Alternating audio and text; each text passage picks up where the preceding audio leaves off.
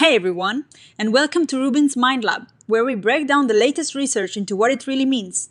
Ever wonder why some pain makes you push harder while other pain makes you stop in your tracks? That is the big question a new study is tackling today. You know, pain is weird, sometimes it makes you back off, but have you ever felt an ache that almost fuels you to keep going when you are trying to achieve a goal?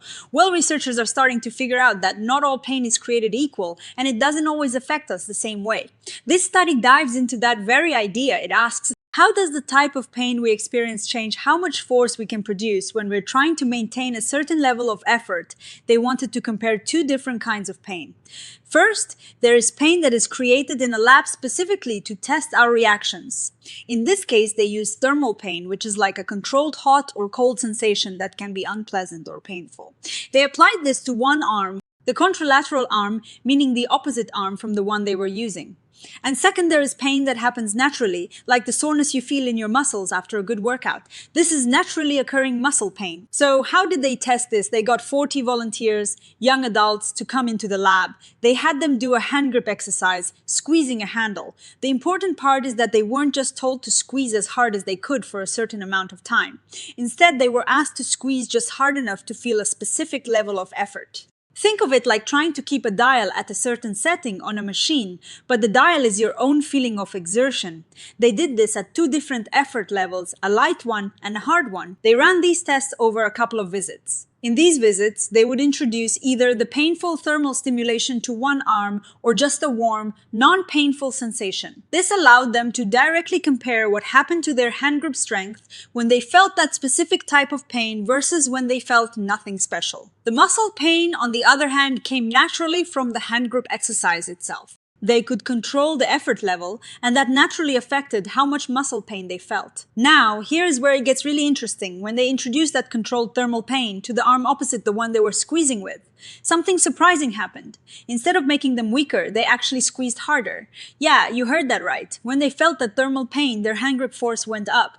This was true for both the light and the hard effort levels. It didn't matter how intense the exercise was, the thermal pain seemed to boost their force. But then they looked at the naturally occurring muscle pain. This is the ache you get from, say, working out your arm, and here the results were the opposite.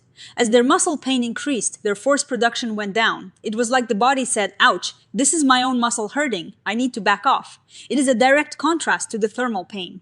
They found that for every little bit of extra muscle pain, they squeezed a bit less. So what does this all mean? It means the type of pain matters a lot when it comes to how we perform physically, especially when we're trying to maintain a consistent effort.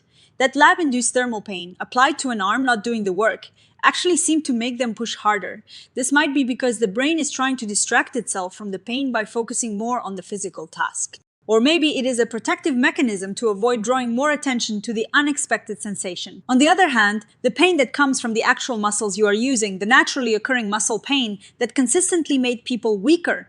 This makes sense. Your body is telling you that the muscles themselves are stressed, and continuing to push hard might cause more damage or at least more discomfort, so it naturally reduces your output. This study is really important because a lot of previous research looked at tasks where people had to produce a set amount of force. In those studies, pain usually makes people stop sooner. But this study used a fixed perceived effort task. This is much more like real life, where we regulate our effort based on how we feel.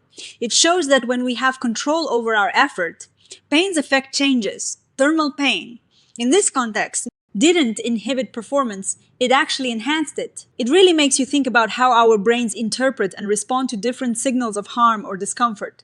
The thermal pain is an external threat signal, and the body might react by increasing engagement to deal with it or get past it. The muscle pain is an internal signal that the work itself is too much. So the body conserves energy and reduces output. Now, like any study, there are some things to keep in mind. The researchers themselves point out that fatigue, the tiredness you get from doing the exercise, can also affect how much force you produce. While they try to account for this, it is always a complicating factor in studies about exercise and performance. Also, they applied the thermal pain to one arm while the exercise was on the other. What would happen if the thermal pain was on the same arm that was working? That is a question for future research. They also used a hand grip exercise, which is a pretty small muscle group. What happens when you involve bigger muscles like your legs? Overall, this is a really cool piece of research. It challenges our simple ideas about pain always being a negative force that just makes us weaker. It shows that the context and the type of pain are crucial. The next time you are working out and feel some pain, it is worth stopping to think about where that pain is coming from and what kind of signal it might be sending to your brain. What do you think about these findings? Does this resonate with your own experiences? Let me know in the comments below, and if you found this breakdown interesting, please hit that like button and subscribe to RUBIN'S Mind Lab for more science explained simply. Thanks for watching, and I'll see you in the next video.